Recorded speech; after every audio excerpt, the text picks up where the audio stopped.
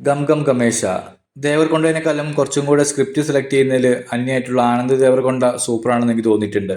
പുള്ളിയുടെ കഴിഞ്ഞ സിനിമകളൊക്കെ എടുത്തു നോക്കുകയാണെങ്കിൽ എല്ലാം തന്നെ വെറൈറ്റി സാധനങ്ങളാണ്. ഇപ്പൊ ലാസ്റ്റ് ഇറങ്ങിയ ബേബി ആണെങ്കിലും സൂപ്പർ പടമായിരുന്നു, സൂപ്പർ ഹിറ്റും ആയിരുന്നു സിനിമ. എനിക്ക് നല്ല ഇഷ്ടപ്പെട്ടു, അഭിനയൊക്കെ സൂപ്പർ ആയിരുന്നു കേട്ടോ. അപ്പൊ പുള്ളിയുടെ പുതിയ സിനിമയാണ് ഗം ഗം ഗമേശ. ഒരു 100 കോടി രൂപയും ഒരു ഡയമണ്ടിന്റെ ഒരു സാധനവും ഗണപതിയുടെ വിഗ്രഹത്തിൽ പെടുകയാണ്. അപ്പൊ ഇത് അടിച്ചു മാറ്റാൻ വേണ്ടി കുറെ ടീമുകൾ വരുന്നതാണ് ഇതിന്റെ ഒരു സ്റ്റോറി വരുന്നത്.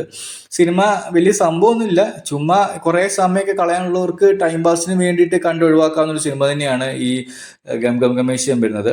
ഇതില് മറ്റേ ആനന്ദ് ദേവർകൊണ്ട് ഇൻട്രോ സൂപ്പർ ആയിരുന്നു കേട്ടോ.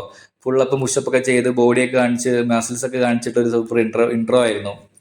അങ്ങനെ പുള്ളിയും പുള്ളിയുടെ ഒരു സൈഡായിട്ടുള്ള ഒരു ചങ്ങായും കൂടെ ഉണ്ടായിരുന്നു. അവർ തമ്മിലുള്ള കുറേ ചെറിയ ചെറിയ തമാശകളും കാര്യങ്ങളൊക്കെ തന്നെ ഇതിനകത്ത് ഉണ്ടായിരുന്നുള്ളൂ. വേറെ പ്രത്യേകിച്ച് വേറെ കാര്യങ്ങളൊന്നുമില്ല. തുടക്കത്തിൽ സിനിമ കാണിക്കുന്ന ഒരു വെസ്റ്റേൺ രീതിയിൽ ഇങ്ങനെ എന്താ പറയുക, ഒരു വിജനമായ പ്രദേശം, നടുവിലൊരു കട, ഒരു കാറ്റാടി യന്ത്രം, അങ്ങനത്തെ ഒരു സെറ്റപ്പിലൊക്കെ ഇംഗ്ലീഷ് സിനിമയിൽ കണ്ടിട്ടുള്ള സെറ്റപ്പൊക്കെ ഉണ്ടായിരുന്നു. അപ്പോൾ ഞാൻ വിചാരിച്ചു പടം സൂപ്പർ ആയിരിക്കുന്നത്.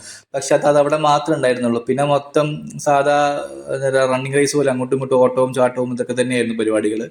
നായികന്മാരൊക്കെ ആണെങ്കിൽ തന്നെ വലിയ മെച്ചൊന്നും ഉണ്ടായിരുന്നില്ല. ആദ്യത്തെ നായികയാണെങ്കിലും ഒരു സുഖം ഉണ്ടായി. രണ്ടാമത്തെ നായികയാണെങ്കിൽ എന്താ പറയുക കുറെ പേര് വന്നിട്ട് ഇവിടെ പേടിപ്പിക്കുമ്പോഴത്തേക്കും നായകനായിട്ട് ഇവൻ വന്ന് രക്ഷിക്കുമ്പോൾ ലവ് ആവുന്നു. അങ്ങനത്തെ ഒരുമാതിരി ഉള്ള സാധനങ്ങളൊക്കെ തന്നെയാണ്. വലിയ അഭിനയവും വലിയ മോശമായിരുന്നു.